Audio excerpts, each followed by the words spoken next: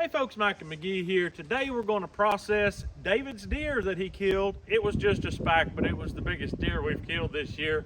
And that just is because a lot of small deer have been killed, but he's not going to be able to help us with the processing because him and his brothers are at work. That's one thing people don't understand about us, is that a lot of times they want to see the boys in videos, but the boys are at work, and that's why you have to put up with me. But anyway, I've also been asked why I don't process meat at my house anymore. Well, for one thing, it's dark and hard to video. But Mr. Adam bought a lot of good equipment here at my neighbor's house to work up deer and other animals, as you know. And I paid for and bought this gallows and built it with my boys on a video. You can watch us build these gallows.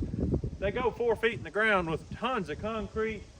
It's 16 feet to the bottom of the beam, which seems like overkill until you put a 2,000-pound bull on it, or steer, and then it's almost dragging the ground. So we're gonna get in here.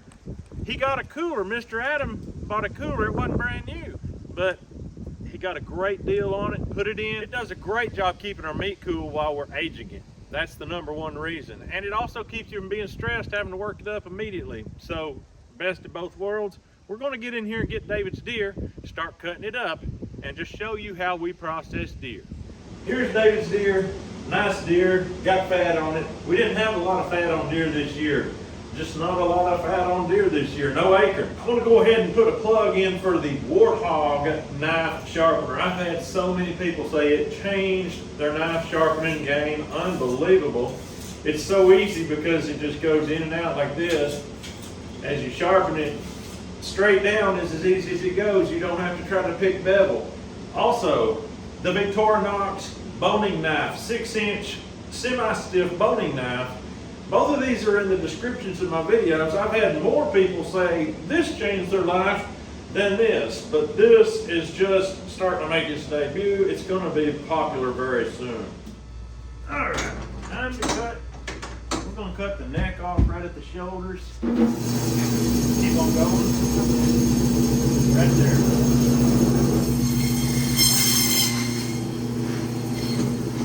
Neck.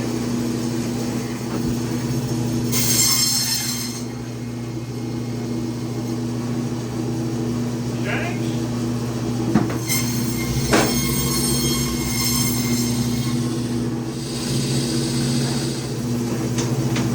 Separate this down the middle.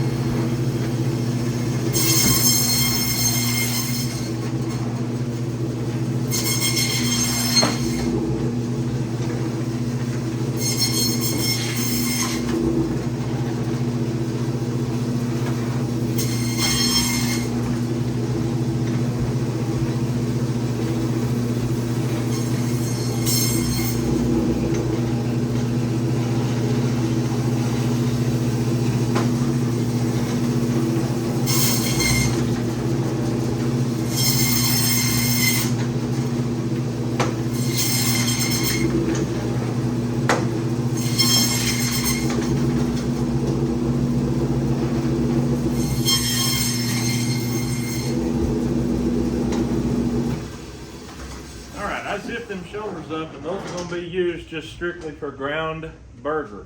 And we'll probably mix some mangalitsa fat in with it to give it a little moisture. Now we're going to cut off the hind legs, cut off the ribs, get the back cut up.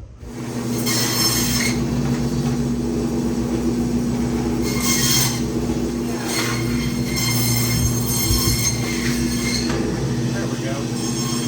These are hind quarters.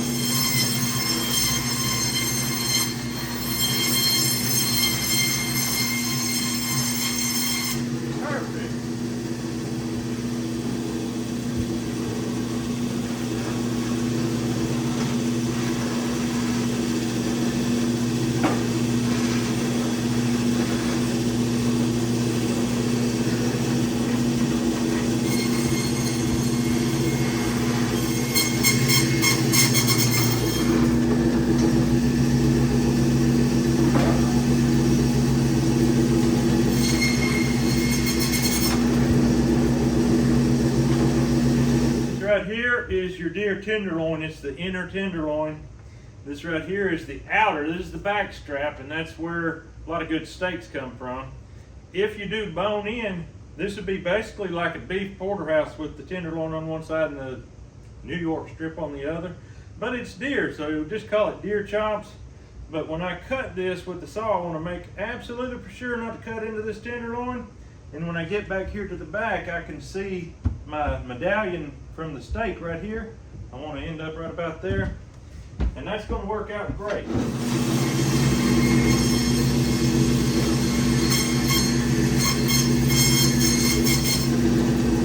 like that.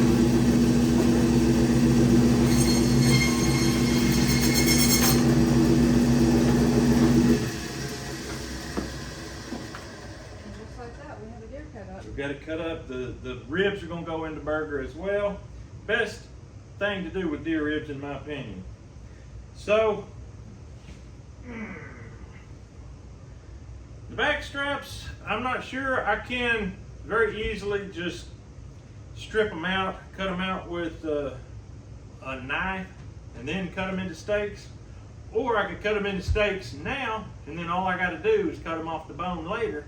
That's a lot easier and a lot more accurate. So I think I'll do that. I think I'll just zip them up into steaks right now, and then we'll deal with that later. I like to make them about 3/4 of an inch thick.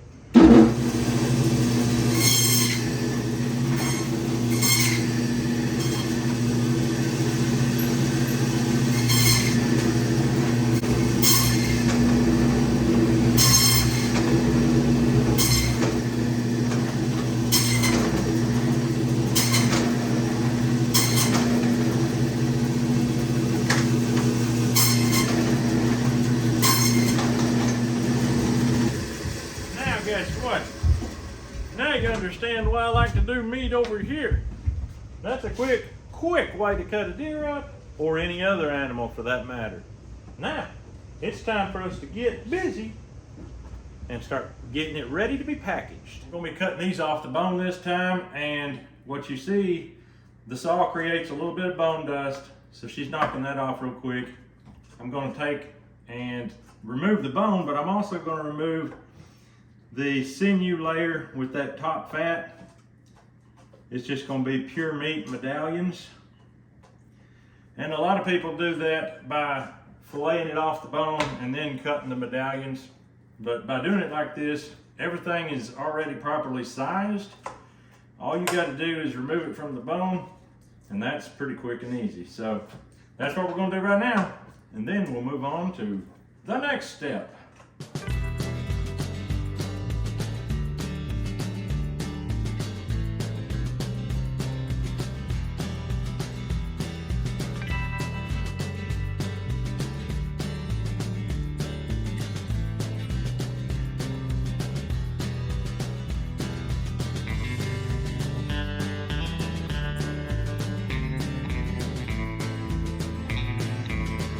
Labeling me some bags. This right here is called a sirloin steak. It comes from the front of the hind leg, and it is a good one. So we're going to package them up in small packages like this because it is for some friends of ours that don't have children at home. So 2 steaks should be enough. If they want more, they can obviously open up 2 packages, but that is exactly what a sirloin steak looks like. It's boneless.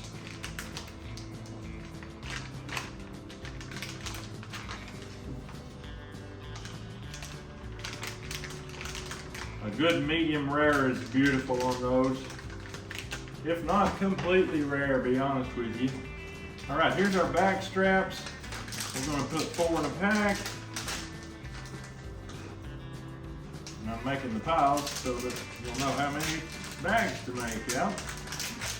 Looks like 1, 2, 3, 4, 5, 6, 7. Okay. These here are literally, the back straps, the best on the deer in a lot of ways. Very tender, especially if you leave them in a cooler like we did for a week. really helps get the tenderness and the flavor. You can do a medium rare on it and be golden, or you can put it through a tenderizer and just cook it like a chicken fried steak. Here in Tennessee, they don't say chicken fried steak, they say country fried steak. But I'm a Texan still at heart, just as the people that own this house are. So, once a Texan, always a Texan. We always called it chicken fried venison. Chicken fried venison, that's right. You can take the Texan out of Texas, but you can't take the Texas out of the Texan. I got some great people from Texas who are watching this right now, smiling to themselves because they know it's true.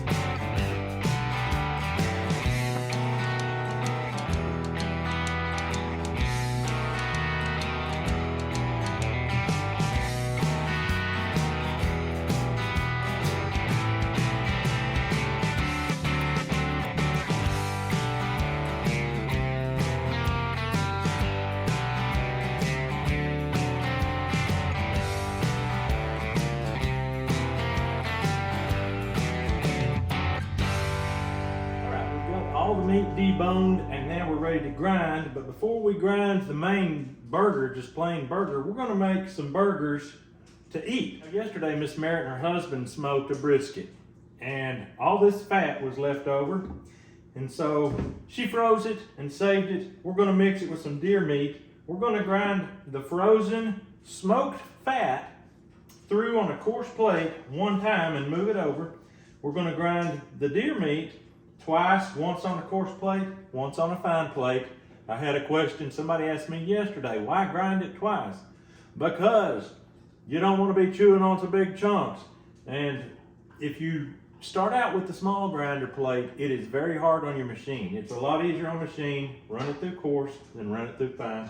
We're gonna run this fat through coarse right now, and then we're gonna do the meat.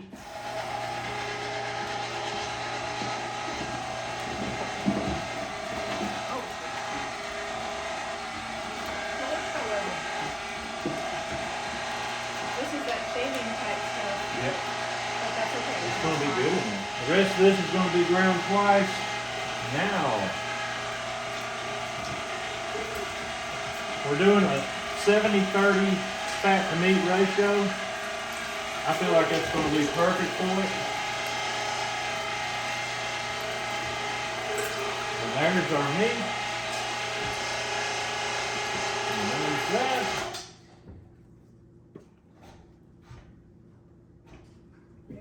Yes, we are ready.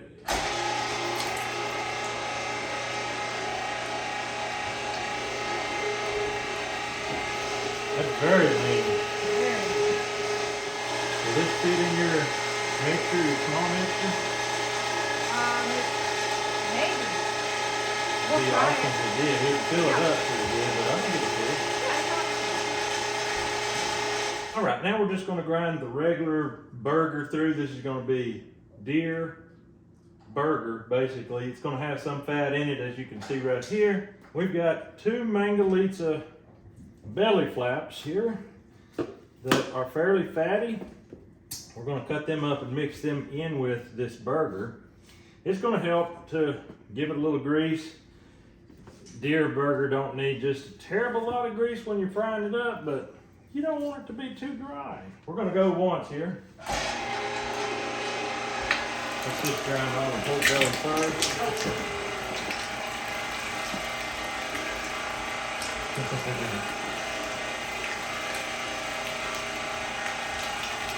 Alright, grind it now.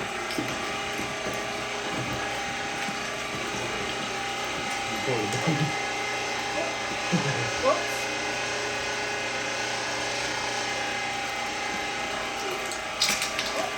That's water. Yep. Hey, did I miss a bone here, or is that just top fat?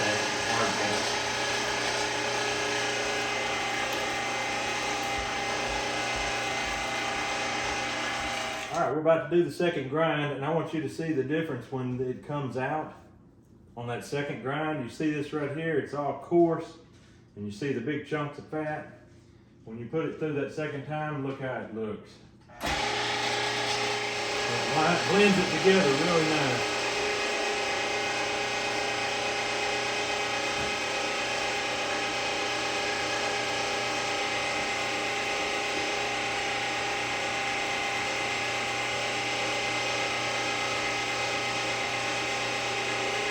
Kind of sticky in it. It is, yeah. But that's normal for deer meat and some, right? Yep. And I think it's been exactly a week pretty much. I can't remember. The day you went was Friday. Okay.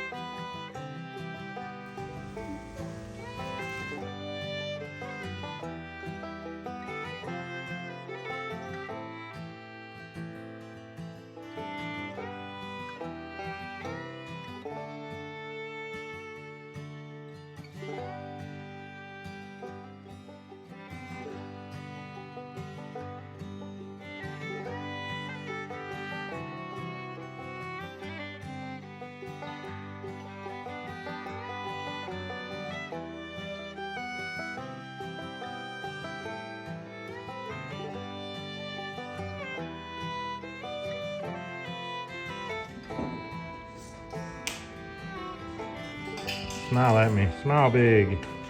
Whoa.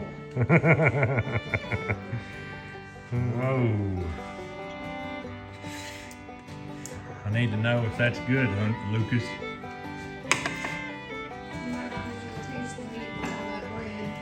That is a lot of bread, but he's gonna give me a thumbs up either way that way. He loves that bread. Does it taste at all like brisket, Lucas? Mm-mm. No? What does Grace think about it? Good, bad, or indifferent? It's good. I can definitely taste the brisket. You can taste the brisket. I think the teeth are what threw Lucas off.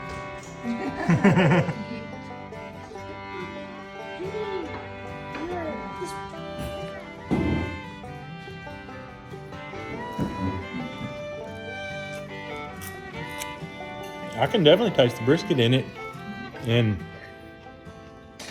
it's like almost, I mean, basically perfect if I was wanting a brisket flavored burger.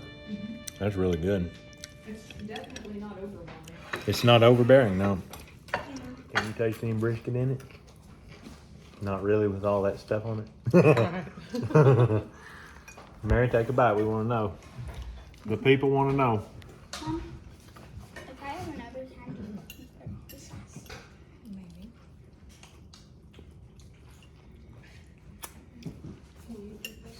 It's juicy and tender though, ain't it? Yeah, it is. That's David's deer. You like it, Mary? Good. Made it good.